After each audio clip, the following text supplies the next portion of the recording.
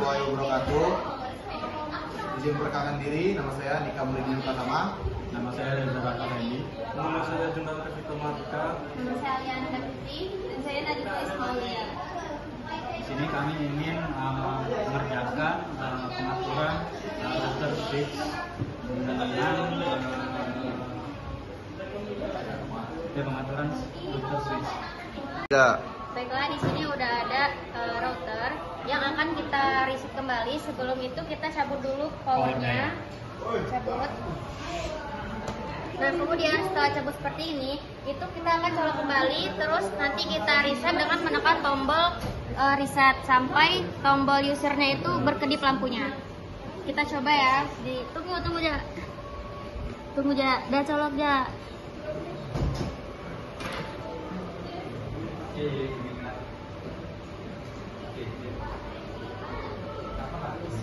Oke, sudah?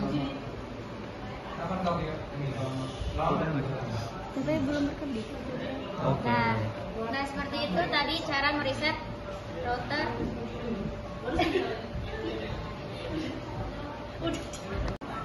Oke, setelah tadi kita reset router, selanjutnya kita reset switch. Di switch ini untuk meresetnya kita menggunakan sebuah jarum, dan untuk caranya sama, kita tekan sampai lampunya berkedip.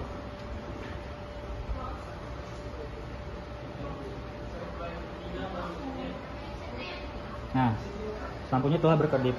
Tandanya kita telah mereset sebuah switch.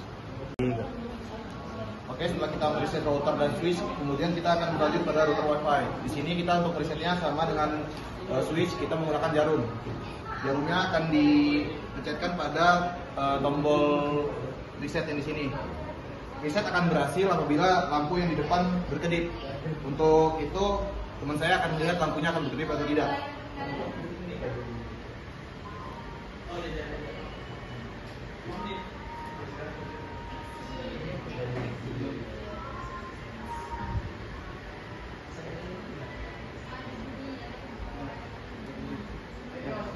Oke, sudah berkedip, artinya router WiFi sudah berhasil di reset.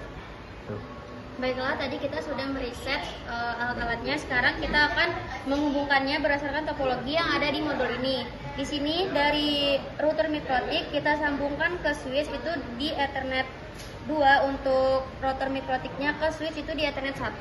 Kemudian dari switch ke router WiFi itu dari Ethernet 3 ke Ethernet 1. Nah, selanjutnya dari router mikrotik ke switch itu Ethernet 3 ke Ethernet 2. Kemudian dari switch ke PC itu dari Ethernet 4 ke LAN. Selanjutnya kita akan langsung memasangkannya di alat ini. Jadi ini kita colok dulu di Ethernet 2 pada switch. Oke, akan menyambung ke router pada Ethernet 3.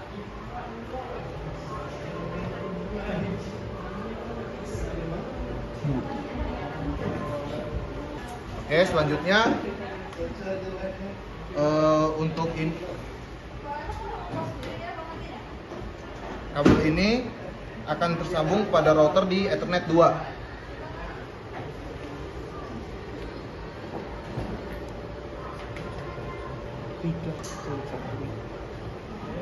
Lalu pada switch akan tersambung pada Ethernet 1. Ya. Kemudian nih dari switch kita akan sambungkan ke router WiFi. Di switch nih pakai Ethernet 3.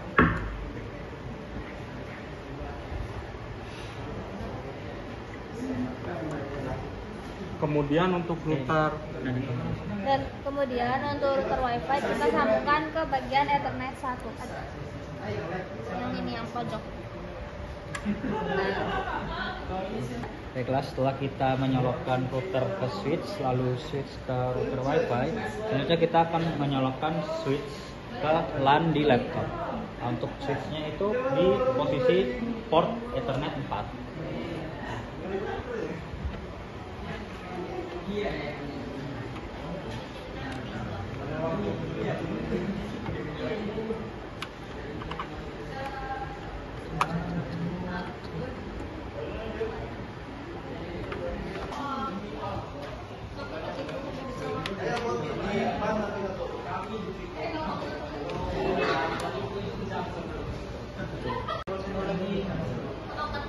Ini membuktikan bahwa port 1, 2, 3, 4 sudah terkoneksi dengan benar. Oke, untuk masuk ke TP-Link, pertama-tama kita harus mengkoneksikan TP-Link ke laptopnya menggunakan Wi-Fi-nya. Passwordnya yaitu 1161 1165. Dah. Passwordnya dapat kita lihat di bawah router ini. Oke.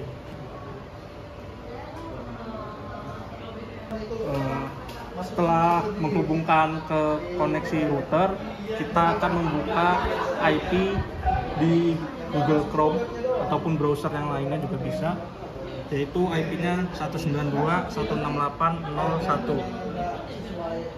Oke. Pertama-tama di sini kita pilih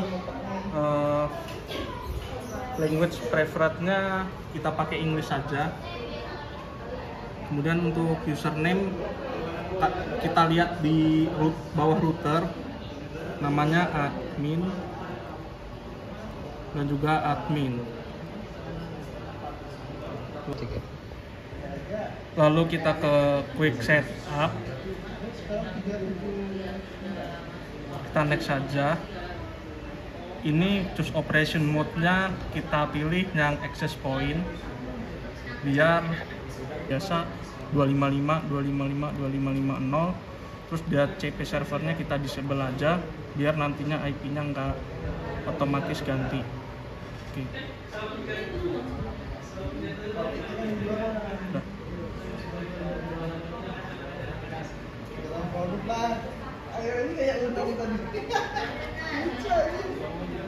Penjelasan untuk di Winbox saya serahkan kepada Nadifah Ismaulia.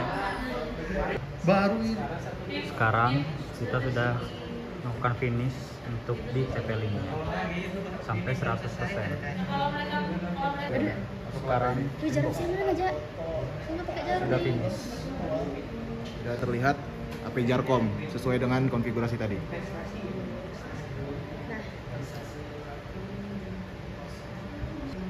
Nah, tahap selanjutnya yaitu kita akan melakukan login ke aplikasi Winbox. Nah, di sini bisa dilihat, di sini kita bakalan login tapi kita nggak bakalan masukin password.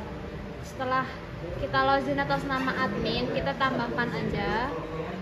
Nah, kalau udah berhasil ditambahkan, kita langsung pergi ke sini, kita klik tombol connect.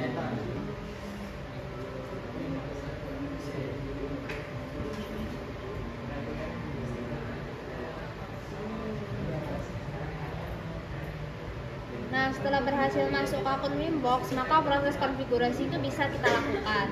Nah, selanjutnya di sini kita bakalan melakukan konfigurasi pada interface MikroTik. Nah, pertama-tama kita harus buka bagian interface. Nah, kalau udah berhasil kebuka seperti ini, kita selanjutnya bakalan ke arah sini.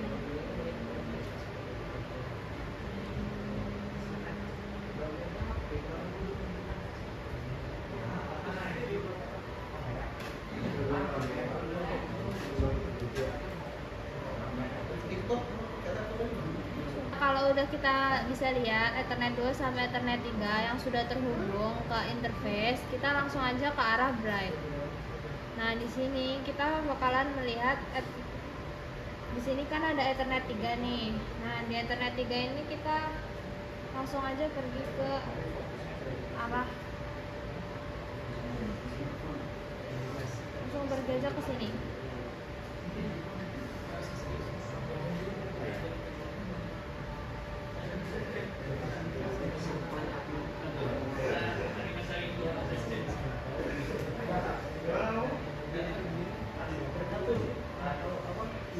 Nah, kalau udah di bridge, kita kan bakal lihat Ethernet 3 nih. Di sini aku tadi udah pencet ini untuk menghapus Ethernet 3. Nah, kalau udah, kita langsung aja pergi ke bagian IP. Nah, di IP ini kita pilih bagian addresses. Oke, kalau udah muncul kayak gini, kita klik aja tambah. Nah, addressnya itu kita isinya 10.10.1.1/24. Terus untuk networknya kita pakai 10.10.1.0.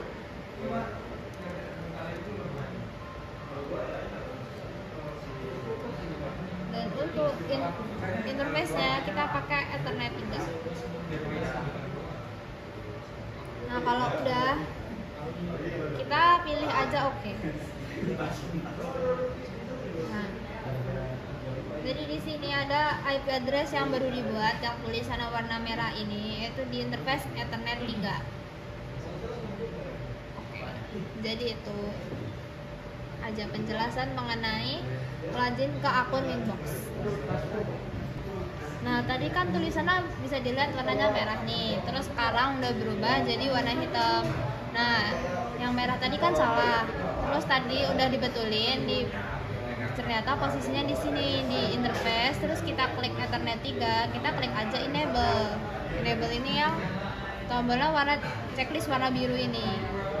Nah, di sini aku juga mau jelasin sedikit. Nah, kenapa kok laptop itu nggak langsung dapetin IP saat dihubungkan ke kabel UTP? Nah, itu kenapa nggak selalu, karena laptop itu dihubungkan dengan kabel UTP. Nah, laptop itu belum tentu langsung dapat IP. Nah, ada beberapa faktor yang mempengaruhi hal ini, yaitu pengaturan DHCP seperti DHCP aktif. Itu kalau misalnya DHCP di jaringan aktif, maka laptop itu akan secara otomatis meminta dan mendapatkan alamat IP dari server tersebut. Terus di sini juga ada alasan lain dari DHCP nonaktif.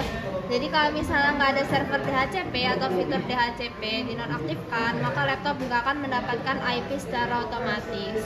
Dan jika alamat IP pada laptop dikonfigurasi secara manual, maka laptop akan menunjukkan alamat dari IP yang telah ditentukan terlepas dari adanya server DHCP.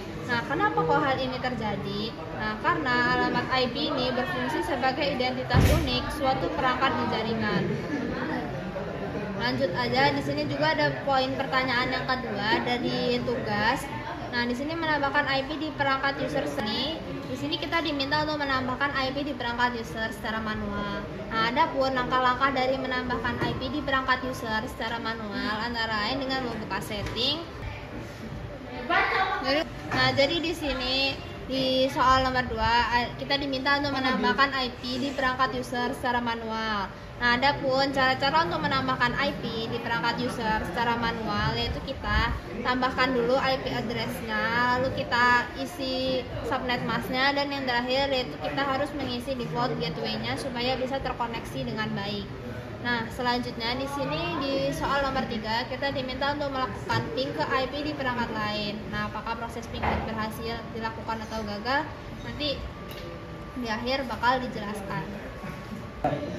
Oke, karena tadi belum ada IP-nya, kita bikin dulu DHCP supaya IP-nya otomatis. Yang pertama kita bikin IP pool. Di sini kita masuk ke IP, terus kita masuk ke mana deh? Pool. Nah, kita terus habis itu tampilan IP pool kita tambah ya. Nah, kita masukin ether pool, namanya ether 3 pool. Ether 3 pool. Untuk addressesnya itu kita mau range berapa sampai berapa ya, kita ikutin aja 10 10 1 10 until 10 10 1 2 5 4. Jadi nanti yang terkoneksi ke TP-Link ini dia bisa dapat IP dari 10 10 1 10 sampai 10 10 1 254. Bisa 253, 252, 251. Oke, lanjut next pool none, habis itu kita oke. Nah, ini IP pool udah terbuat. Selanjutnya kita membuat DHCP server. Ini kita silang aja. Kita masuk IP. Mana tadi IP-nya? IP DHCP server.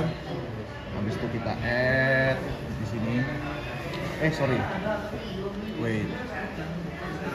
Masuk ke ini ya, ke jendela DHCP server. DHCP. Di sini DHCP ya, DHCP. Habis itu kita ether 3 DHCP, ether 3 DHCP. Ini interface-nya Ether 3 ya, Ethernet 3 TP-Link-nya. Habis itu last time kita bikin 10. Aduh, sorry. Kok nggak hidup? Ini Ether 3. Habis itu address pool-nya tadi Ether 3 pool ya, yang udah kita bikin pool-nya dari 10 sampai 254. Udah, habis itu kita oke. Sudah terbentuk ya. DHCP server dengan pool yang udah kita buat dari 10 sampai 254. Habis itu networknya kita add juga. Tambahkan network yang digunakan untuk DHCP server. Addressnya kita masukin address gateway pada Ethernet 3 yang untuk perangkat mikrotik. Di sini gateway addressnya itu 10.10.10.10 10.10.10.10/24, terus gateway-nya 10.10.11. Oke. Udah ya, DHCP networknya baru dibuat. Sambungkan terus ada tugas di sini. Ini kita ada beberapa pertanyaan setelah bikin DHCP. Sambungkan perangkat dengan kabel UTP. Apakah perangkat akan mendapatkan IP secara otomatis? Terus coba lakukan ping ke perangkat yang terhubung dengan jaringan di sekitar mikrotik. Apakah proses ping berhasil dijalankan atau tidak? Nah, untuk kita nyobanya ya bisa melalui HP aja. Coba HP-nya ke salah satu HP, connect ke HP Jarkom. Rekam. Nah, yuk. Oke, di sini salah satu device handphone itu terkoneksi dengan HP Jarkom melalui router TP-Link. Dia di sini mendapatkan IP 10.10.1253 sesuai dengan IP pool yang udah kita bikin ya, 10 sampai 254. Nah, setelah kita mengetahui IP-nya, bisa coba kita ping di komputer melalui CMD, command prompt, ping 10.10.1253. Nah, masih bisa ya? Aduh, RTO. Oh, bisa. RTO komen.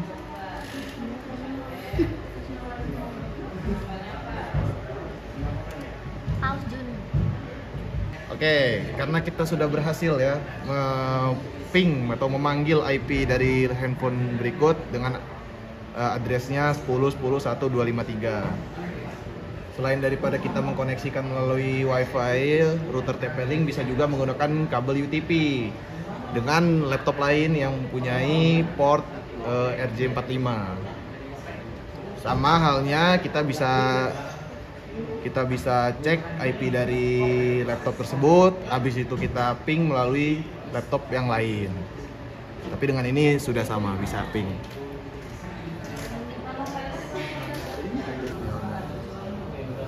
Jadi ternyata selain ada kondisi RTO, ada juga kondisi unreachable, yang dimana kondisi unreachable itu pingnya tidak berhasil ternyata. Selain dari RTO itu unreachable juga tidak berhasil. Mengapa hal tersebut bisa terjadi? Karena komputer ini tidak tersambung ke HP Jarkom saat melakukan ping. Jadi setelah kita lakukan ping ulang, dia tidak unreachable. Ya, dia tidak unreachable. RTO dikit nggak apa-apa, nggak ngaruh. Oke, sekian penjelasan dari kami mengenai konfigurasi router dan switch. Kurang lebih mohon maaf. Kami akhiri. Wassalamualaikum warahmatullahi wabarakatuh.